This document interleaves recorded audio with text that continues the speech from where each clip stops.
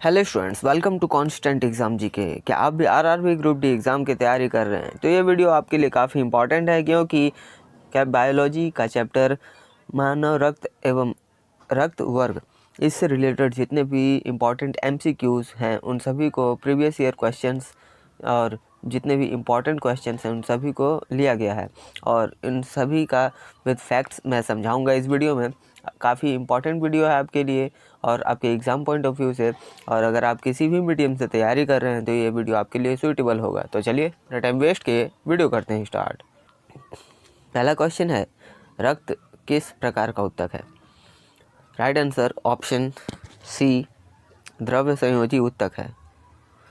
देखिए, रक्त द्रव्य संयोजी ऊतक जो शरीर के विभिन्न अंगों को जोड़ता है, यह ऑक्सीजन, पोषक तत्व और हार्मोन्स को एक शरीर के एक स्थान से दूसरे स्थान पर ले जाता है और रक्त वाहिकाओं के माध्यम से बहता रहता है। यह शरीर के सभी भागों को सक्रिय रखता है। नेक्स्ट क्वेश्चन, रक्त प्लाज्मा क्या है? राइट आंसर ऑप्शन बी, रक्त का द्रव्य भाग। और रक्त प्लाज्मा का 55% भाग पीला रंग का होता है और यह जल, प्रोटीन, पोषक तत्व और थक्का कारक रखता है।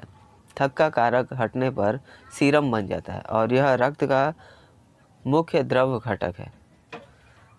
देखिए, आरआरबी परीक्षाओं में प्लाज्मा और सीरम पूछा जाता है, तो मैंने आपको एक मोटा मोटी बता दिया है ताकि आप इसको समझ पाएँ जब भी आपके एग्ज़ाम्स में क्वेश्चंस आएँ। और आरआरबी ग्रुप डी एग्ज़ाम्स में ज़्यादा डीप क्वेश्चंस नहीं पूछता है, तो ये आपके लिए इतना समझना काफ़ी है। नेक्स्ट क्वेश्चन है, लाल रक्त कोशिकाओं का मुख्य कार्य क्या है?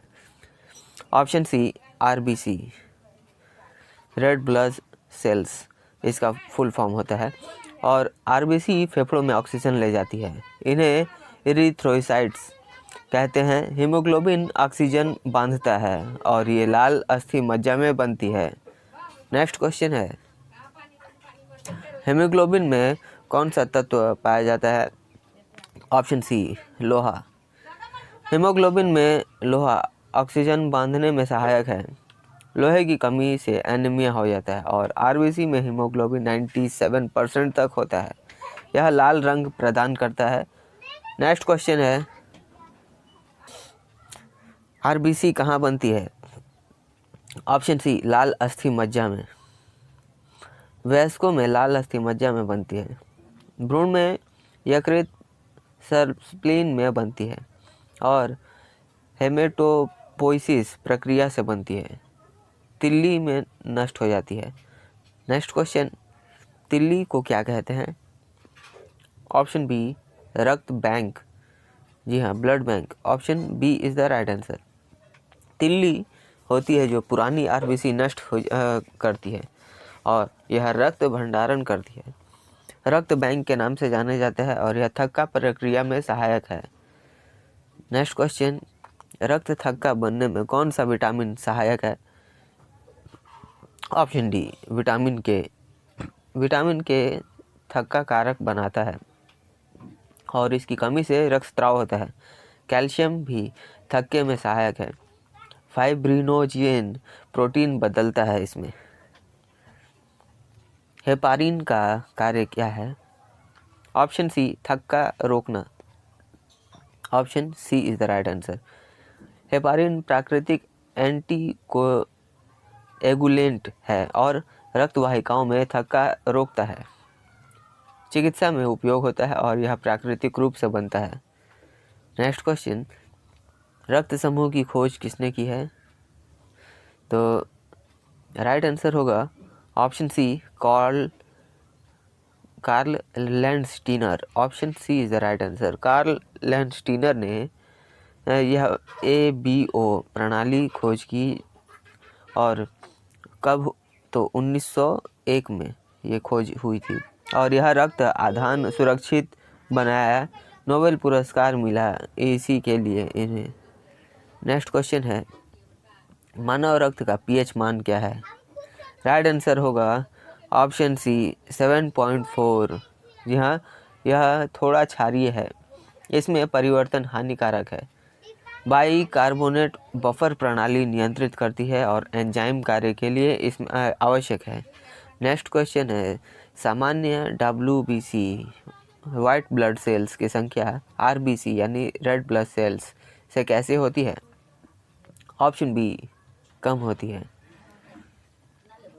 और WBC और RBC का अनुपात आपको मैं बता देता हूँ, ये सीधे आपके एग्ज़ाम में क्वेश्चन के तौर पे आता है। तो 1:600 यानी 600 रेड ब्लड सेल्स पर एक WBC यानी एक वाइट ब्लड सेल्स मिलता है। और वाइट ब्लड सेल्स 4500 से लेकर 11000 प्रति माइक्रोलीटर तक होता है। और RBC 4.7 से 6.1 मिलियन तक होता है। WBC क्या कार्य है? तो ये संक्रमण से लड़ता है। नेक्स्ट क्वेश्चन है,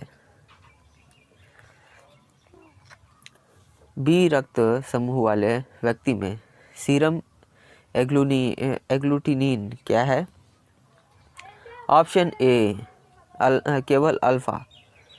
और बी समूह में एंटीजन बी एंटीबॉडी अल्फा और स्वविनाश रोकता है, यानी जो भीतर आपस में सेल्स होते हैं उसको आपस में ही ख़त्म करने से रोकता है। लॉक की सिद्धांत पर कार्य करता है और गलत रक्त से कम्पलिंग करता है। यूनिवर्सल डोनर कौन सा रक्त समूह है?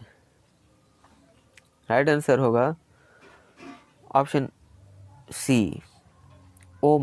जी हाँ, O- वर्ग के जितने भी डोनर होते हैं ये बहुत ही एंटीजन, कोई इसमें एंटीजन नहीं होता है, किसी को भी ये अपना रक्त दे सकते हैं, आपातकाल में इसका उपयोग किया जाता है। नेक्स्ट क्वेश्चन है, यूनिवर्सल रिसीवर कौन सा है? तो राइट आंसर होगा ऑप्शन डी, AB+। AB+ में AB दोनों एंटीजन होता है, कोई एंटीबॉडी नहीं होता है और सभी से ये रक्त ले सकता है और सबसे सुरक्षित रिसीवर भी होता है। नेक्स्ट क्वेश्चन, परिपक्व RBC कौन सी श्वास नहीं कर सकती है? ऑप्शन सी, परिपक्व RBC। देखिए आंसर भी साथ साथ मैंने क्वेश्चन में आपको मिल गया है, तो इसके बारे में समझ लीजिए। एनाएरोबिक ग्लाइकोलाइसिस पर निर्भर करता है और यह ऑक्सीजन स्वयं उपयोग नहीं करती है, ऑक्सीजन परिवहन के लिए यह कार्य करता है। नेक्स्ट क्वेश्चन, उच्च रक्तचाप में क्या कम करना पड़ता है? तो सोडियम का उपयोग कम करना पड़ता है। आप कभी भी अगर डॉक्टर के पास या फिर आपके घर में कोई डॉक्टर के पास गए हैं और उच्च रक्तचाप है, तो डॉक्टर उन्हें सलाह देते हैं कि नमक कम से कम या फिर नहीं खाने का सलाह देते हैं, तो इसी कारण से।